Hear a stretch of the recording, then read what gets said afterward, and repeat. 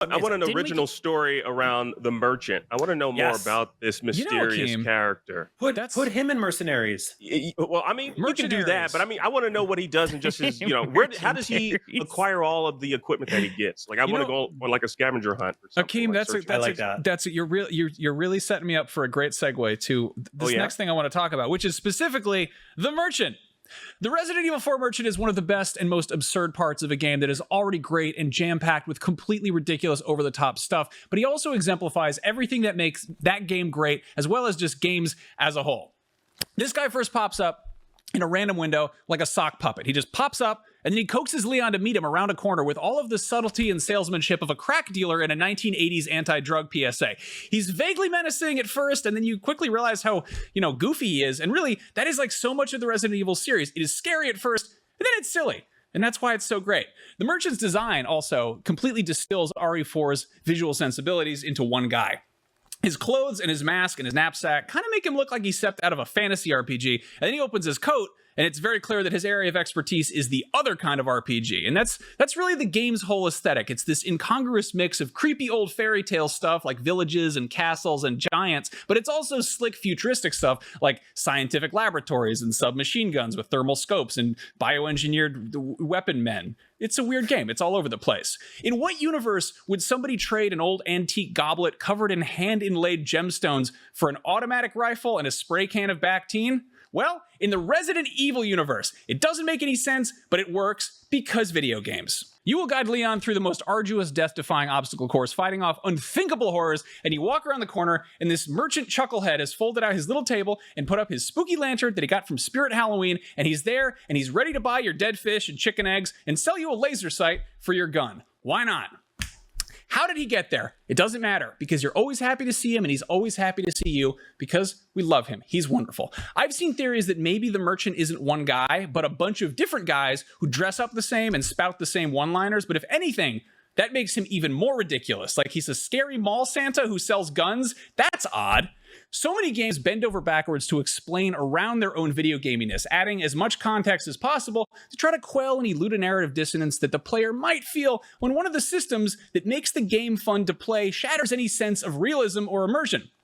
Resident Evil 4 not only does it try to hide its video gaminess, it flaunts it, it leans into it. And whether you're suplexing a little old lady, stealing an antique piece of jewelry off the corpse of a genetically engineered monster, or rearranging everything in your purse so you can have room for a crossbow that shoots landmines. It's wacky, it's all over the place, and we love it. What is the merchant doing with all these valuable antiques? Who is supplying him with guns in the first place? Do any of the game's many horrible enemies actually try to kill him, or is he cool with them? That seems like a weird relationship. Do they buy stuff from him? Did he sell that guy his chainsaw? Most importantly, if his back is killing him, why doesn't he just take off his pack and sit down?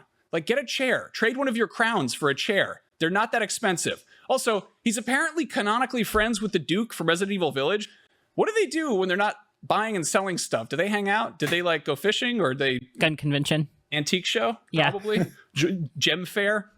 As far as completely nonsensical things in video games that we take for granted go, the merchant is right up there with finding an entire roast chicken in a castle wall or fitting a rocket launcher into your back pocket. And really, RE4 wouldn't be the same without him. I love you, merchant. I want more of you. You should be in every video game. You're the best.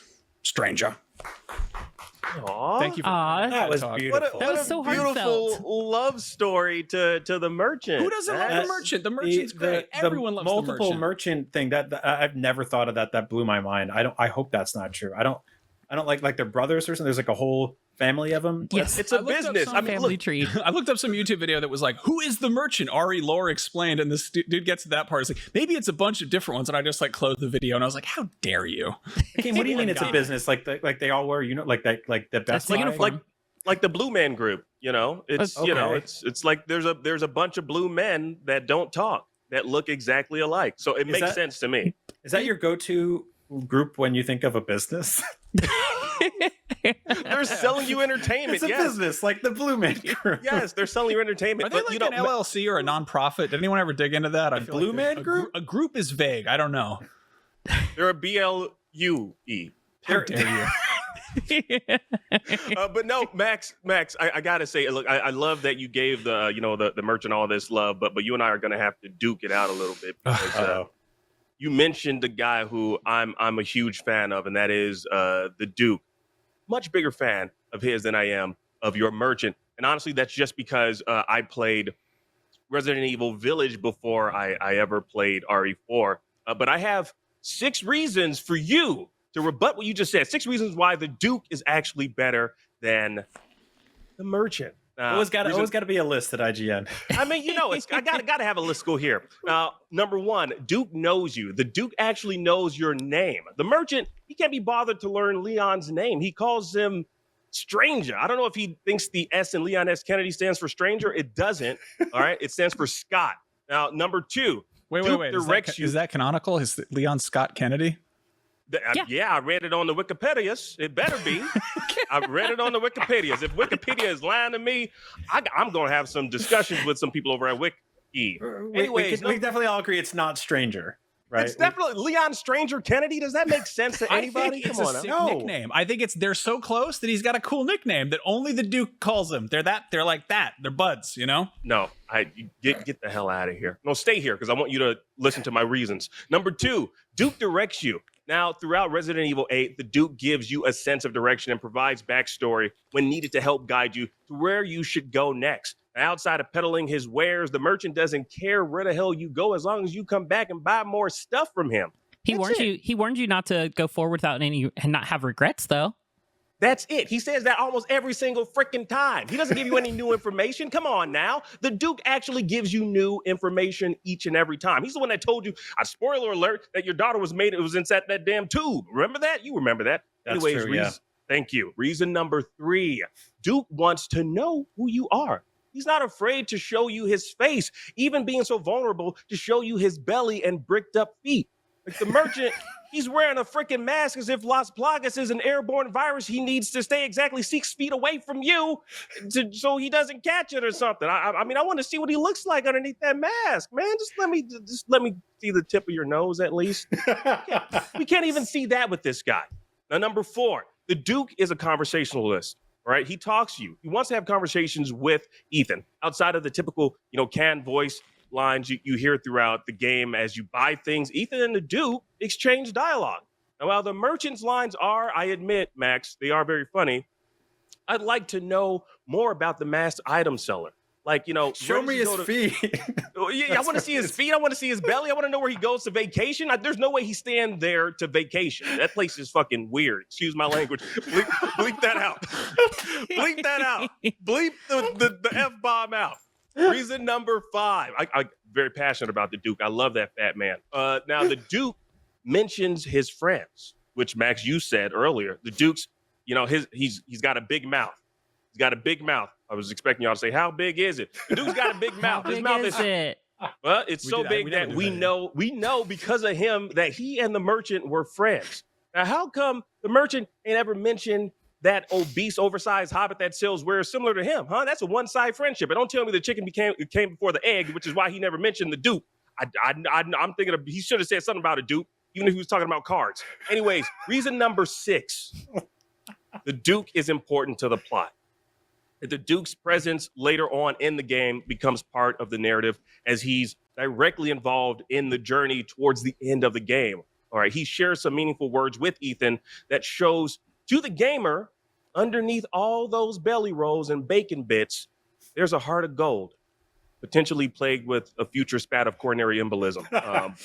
But still, while I understand people like you, Max, love the merchant because of his one-sided banter, the Duke is the king. Okay. Hold on.